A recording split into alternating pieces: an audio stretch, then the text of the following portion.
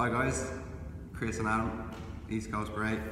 A move that everybody I think knows, but I think everybody except us are doing it wrong. So hopefully this will help you. If Adam goes on the bottom for a sec. So like the side control with the underhook escape. A lot of people know whatever way you're going to do it, he gets his underhook here. And a lot of people I see, they use the underhook high around the back. And maybe this helps you get out, and if it works, fantastic, but you're exposing yourself to a lot of things. If we even just look at 3 really quick common counters for me on top when Adam hits the underhook from the side control. First, he reaches around my back too high. There's nothing blocking me from going to the mount. This obvious mistake. 2, he reaches up too high. I have a lot of space to pull on my own underhook like this. And 3rd, if we put our head sideways a little bit, this one's most common and probably one of the most devastating for the person on the bottom is when a person switches around your head here like this. Maybe they're going to find a Kimura, maybe they're going to find a choke. So there you go, off the bat, 3 really quick counters to a high underhook. I think it's okay to do a high underhook when you have the person in your half guard or something like this, because here it's a lot harder for me to swing this leg to the mount, impossible probably. You can keep your arm glued to me a little bit tighter. It's a little bit easier to stop this underhook. I'm not going to be able to move so far, and obviously I'm not going to be able to switch around the head. So high underhook like this when the leg is trapped, it's pretty good, but high underhook like that when the leg is free, I don't know about that, so let's be careful of this. Best place to put it, if we swap over here, I think.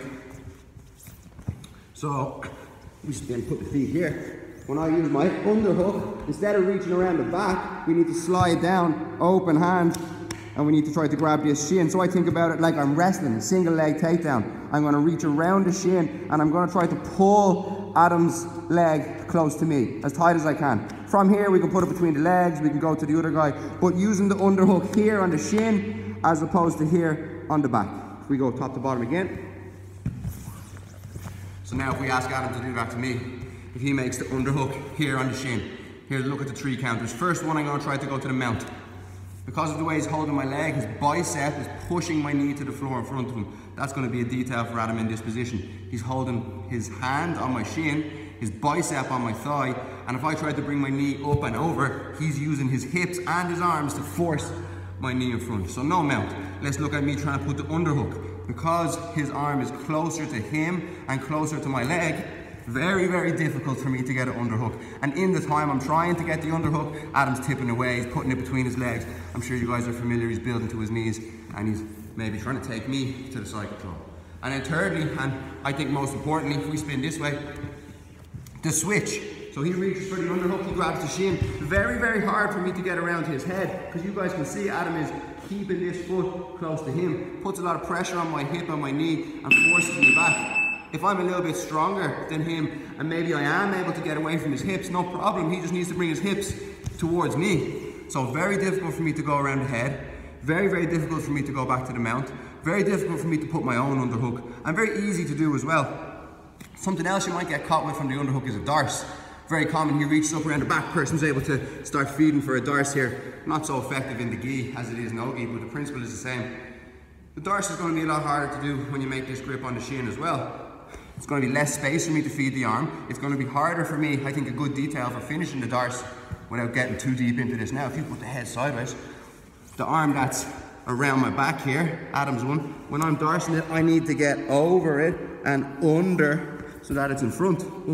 You guys can see his arm here. If this arm was around and wrapped on my leg, it's helping keep the space between Adam's ear and his shoulder open. So darce isn't so effective, mount isn't so effective, the switch isn't so effective, me putting my underhook back myself isn't so effective. So really good technique. I think it's a small adjustment that you can make that's going to help you a lot with your underhook escape. Remember, no high underhook unless you have the foot controlled.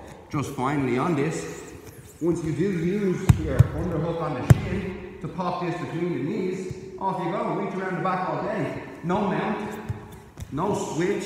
Very difficult for me to find the underhook. And it goes along with the rule. The foot is controlled, underhook around the back is fine. When the foot is free, you have to capture it. Boom. Capture it with the hand until you put it in the knees, and away you go. In practice, you do the whole thing fast here. He's going to use his underhook, grabs the shin, pops it between, and off he goes.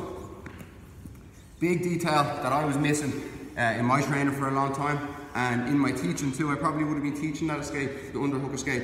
Reach around the back and try to fight your way up on your knees. So big detail and big takeaway from the video. Hold on to the shin when the foot is free, and reach around the back when the foot is not free. Thank you very much, Adam. Thank you, Chris. No problem.